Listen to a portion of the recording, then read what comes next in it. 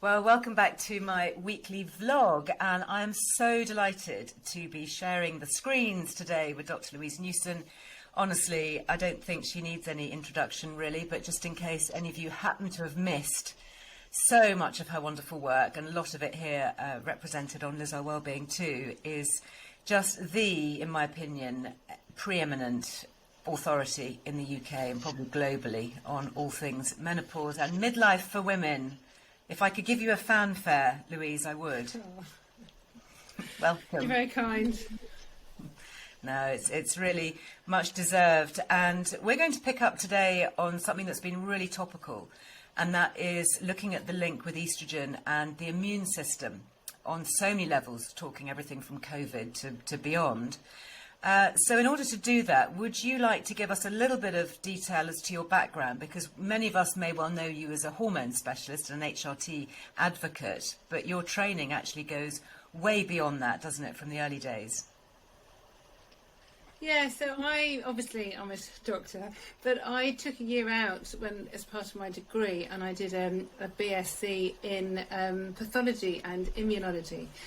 So that's the study of disease, but also it included the study of the immunity and the immune system. And that was a long time ago. That was in 1992. So things, thankfully, have gone on and changed quite a lot. But what was very interesting, and it's really interesting now when I think about it, because one of the lecturers there, who I wish I could reconnect with, but sadly he's no longer with us, called Professor Stoddard, talked a lot about macrophages, which are a type of cells in our body. So we have lots of different immune cells, the white blood cells that I'm sure a lot of people have heard of, and they all have different effects. And basically some of them eat the bugs or eat any infections. They sort of engulf them and eat them. A lot of them produce chemicals, and the chemicals will sort of kill the bugs or make them easier for these other cells to digest. So they're all working together. It's incredible how our bodies work, to be honest.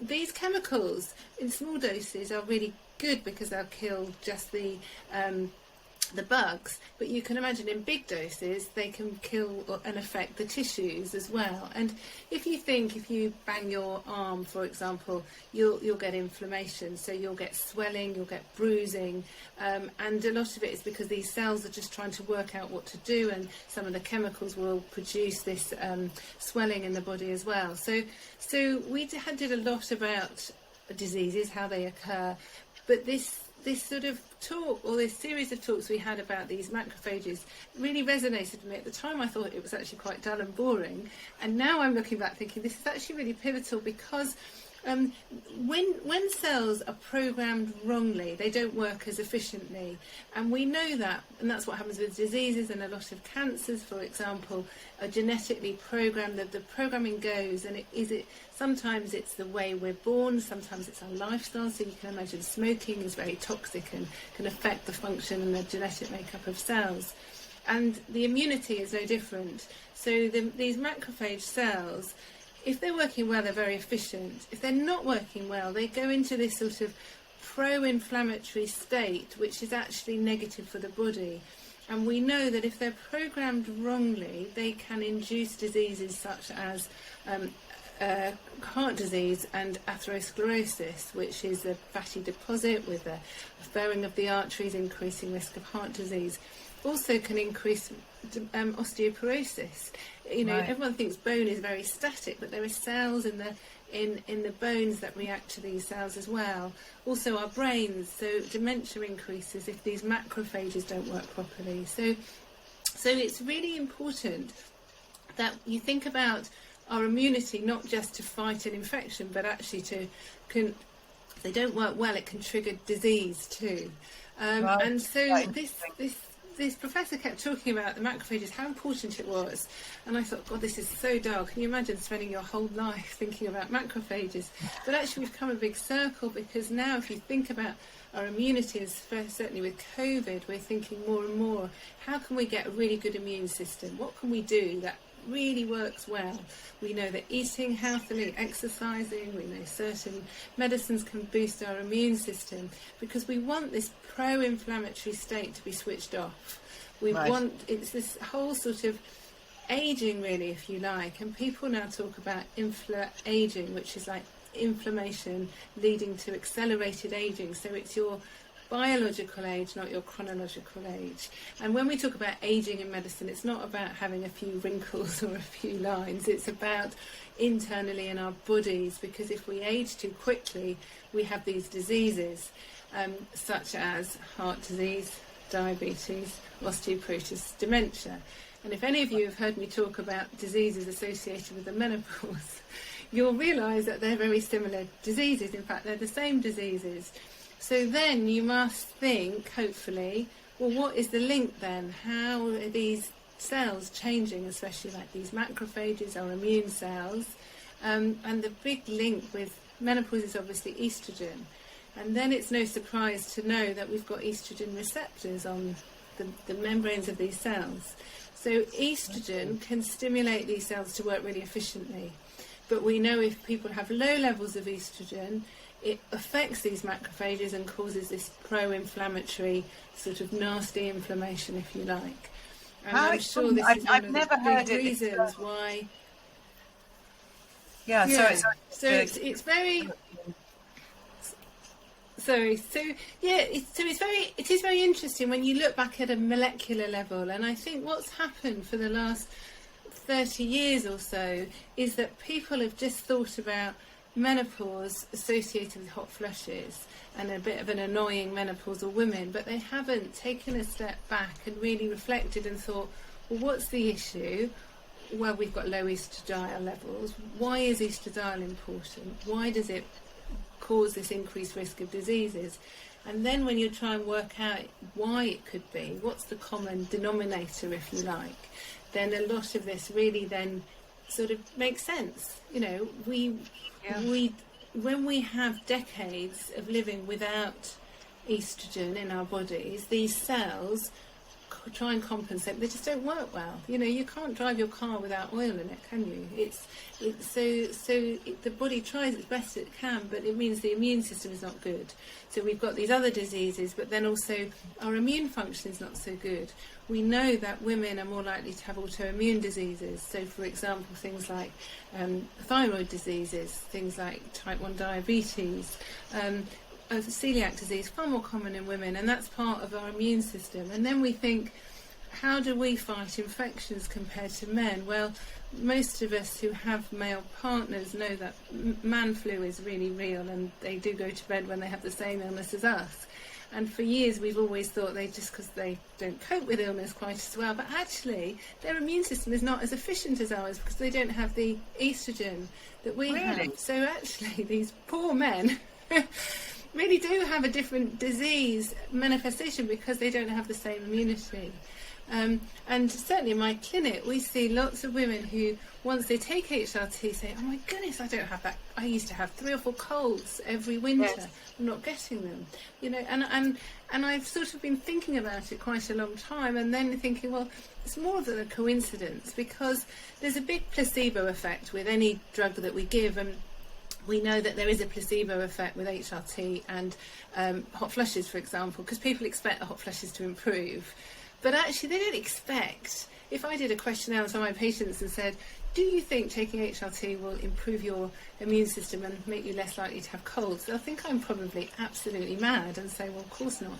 But when they're saying time and time again, actually, I have far less colds than it makes sense, because we know once estrogen stimulates the cells, these white cells, these immune function cells, it can genetically reprogram them so they're more efficient, they work better, but it can change the number of them as well, the amount of these cells in our body, which is really important when you think of big infections. So we know, different types of hepatitis, even HIV, very different manifestations in men than women. And obviously, as a lot of you have heard before, we talk about COVID and how COVID infections, when women have it, especially women who have hormones in their body, they react very differently. We don't see women taking HRT who go to intensive care with COVID, for example. This is just so fascinating, and there's so much to unpack there, if you like. I mean, firstly, the fact that there is this estrogen receptor on the macrophages. So part of our immune system is so intrinsically linked to estrogen, and that then giving women a natural advantage in terms of combating all kinds of diseases. Maybe nature designed us that way so that we would be better equipped to, defend the next generation, or through childbirth or whatever. I don't know. But this obviously is so timely. And are people now working on this? I mean, obviously you are working in hormones and menopause especially, so you're up close and personal with it, day by day, hour by hour. Is this connection with estrogen and our immune system becoming more widely known and shared? Because I have never sat in a doctor's office and had a consultation talking about anything where it's been brought up, oh, well, actually, if you need to get better, you need to have high levels of estrogen to bring up your immune system. The short answer is no. And as you know, I'm not a researcher, I am a clinician, but I do have, a bit of a geeky background, and I am interested in finding out more. And so I have been trying to engage with big research groups, especially with COVID. There's a lot of research, fantastic research going on. And I have been talking to various people, including some very key people with COVID. And a lot of them say, this is really interesting, let me get back to you. Or, yes, we need to do more research in this area. But actually, people still aren't doing it because they some of them don't see it as a priority. We've had grants turned down because they say it wouldn't have enough impact on the global health of people. Well, 51% I think is quite significant. Yes. We do have some studies, which I've mentioned before, showing that women who take HRT are less likely to die from COVID. And some researchers I've spoken to have said, well, that's because healthier women take HRT, which you could argue is true, but my counter-argument is that women are healthier because they take HRT, actually. And in these studies, when they've matched people for similar, in a study you want to try and match the treatment group and the non-treatment group, so when they've matched them for things like smoking and obesity and age, it still comes back that HRT seems to have a protective effect. And when you work out the reasons, like I say, with immunity, it's no surprise. I've even spoken to some researchers who have got samples from about 15,000 patients who have been in intensive care with COVID, and they've measured levels of hormones, including estrogen, and they found that the estrogen levels were very low, in fact undetectable for most of the patients. But they came back and said, I think there's a fault in the machine. They haven't actually said that they think it could be related. Why would they say? Why would they say there's a fault in the machine? Because then when I said, well, that doesn't surprise me, and I think that is quite important actually, because low estrogen levels occur in the menopause. And they said, really? Do they? And what, does that last? And I said, well, of course it does. Once the ovaries stop working, you're not going to have estrogen in your body. So it's this whole mindset, I think, and I'm not blaming anyone, but I think what's happened is that people do not see the menopause as a health risk. They see it almost as just something that everyone goes through, so it therefore is natural. But they also think that women who take HRT either are failing because they've given into it, or it's because they're middle-class women who want shiny hair. They don't see that intrinsically estradiol is really important for our bodies. And then, with the immune system, but we've got it there showing that it's men rather than women who have gone to intensive care.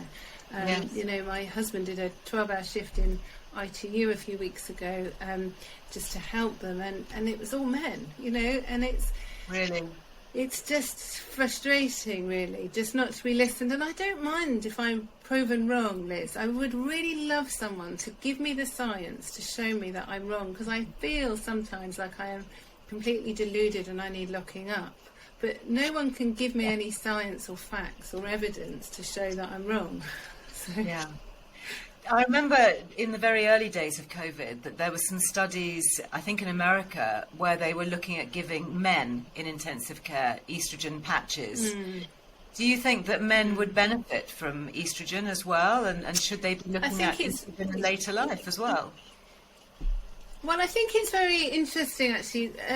Yes, and this study is fascinating. I spoke to the researchers a few months ago, and the reason that they did it is they have a 120-bedded ITU unit over in the hospital near New York, and they found that they just noticed anecdotally that they had no women who were on HRT and going into intensive care, and they thought, goodness, this is really interesting. So they wrote this proposal to get it done, to put patches on people. Sadly, they didn't have a menopause expert working with them on the proposal, so it wasn't great because it was only giving patches for a short period of time, and patches don't always stick, especially if you're sweaty or you're a hairy man. So there were things that they hadn't thought of properly. But in fact, they didn't go ahead with the study because there wasn't enough interest, and that's partly because everyone's so scared of hormones. But if you look back, about 30 years ago, they used to give estrogen to prison inmates to calm their moods, actually. Really? And so men used to take it, to some men who were aggressive and hard to look after in prison, they did. But then a lot of men then developed breasts and they found it. But that was higher doses and that was for longer period of times. Okay. What I think is really interesting is one of the reasons that people often are going to intensive care with COVID is because they develop this cytokine storm. And cytokine, if you break down the word, cyto is cell, kine is a chemical. So it's a chemical produced from a cell. As I said at the beginning, our white cells produce chemicals which are good to kill the bugs. If they do too much, it's like just pouring acid on the tissues. It will damage them. If these cells become too active and they sort of go into overdrive, really, so they produce all these chemicals, which then causes a reaction, and then these cells produce even more, and you get this storm effect, as you can imagine, especially in the lungs, and that's one of the reasons people go to intensive care. We know that estradiol attenuates this cytokine storm, so it damps it right down. And so even giving it for a short time, it might just be a few days might be enough for men. And actually, if you were a man, I would have thought if someone could, informed you properly that it's only a few days of a completely reversible hormone with no long-term side effects, then actually if it keeps you out of intensive care. And, my argument about all this is it's dirt cheap and it's safe. If I had a choice of being given, even if I was a man, if I'd been a choice of given a bit of estrogen, bearing in mind men do have estrogen in their bodies anyway, or some new biological drug which is going to really affect my immune system, then of course, why wouldn't you try a natural hormone first? It just seems crazy. Is this treatment being used anywhere in the NHS? Is estrogen being given to anybody with serious COVID? No, but estrogen isn't given to menopausal women, is it, Liz? We know You that need it. because so few doctors know about it. Even recently I was talking to a cardiologist because we were trying to do some research into palpitations, because as you know they're very common in the perimenopause and menopause, and he was telling me how many women he has referred to his clinic, and he has so many he can't even see them all. And I said, gosh, wouldn't it be amazing if I could reduce some of these women coming to you? And I could easily do it, I'm sure, by just giving them some HRT. And he said, oh really? He said, oh well, I wouldn't know how to prescribe HRT. And this is a cardiologist, and we know that, as you know as well, women who take HRT have lower risk of heart disease, and it's more effective at reducing the risk of a heart attack than taking a statin or a blood pressure lowering drug. Whereas cardiologists, so people on the front line are not going to be thinking about HRT, and even one of the studies that I was looking at using the ISERIC data, which is the ITU data where they record everything in the UK, I spoke to one of the lead researchers a few months ago, and he said, these results are really quite important and significant about women taking HRT having less risk of death from COVID. But he said, of course, Louise, if you gave these people HRT, you're replacing one problem with another, because think about their breast cancer risk. And I just went, oh, really? You've got to you've got to realise that estrogen on its own is not going to cause breast cancer. No risk. And giving it for a short period of time, it's going to have no problems. And we know also the other counter argument which people give is about the clot risk, because people, as you know, with COVID have this hypercoagulable states, they're more likely to clot, and that's sometimes some of the lung injury. But actually, I keep going back to estrogen and estradiol. It actually it reduces our risk of clot in some people, because it, again, with these macrophages, it produces some good chemicals. There's one called nitric oxide, which helps to dilate the blood vessels. It can be negative against clot as well. So again, that's not a reason not to give it. So no. Louise, it's all just very. It's very interesting, but it's just there's a lot that needs to be done. So is there anything we can do other than, I guess, talk to our doctors and make them aware of some of the new research and just point out that actually estrogen is a key part of our immune system? Let's keep talking about it. Let's start raising awareness of our macrophages and their need for estrogen. I think, it's like anything, isn't it? Once you start putting this out there, and this is why I'm always so keen to talk to you about this new information, is because knowledge is power, and we need to get it out there. We need to share it. We need to talk to our GPs, to our medical friends, people working in the front line, people working in healthcare, practice nurses, all of this, midwives, health visitors, everybody, because once the information is out...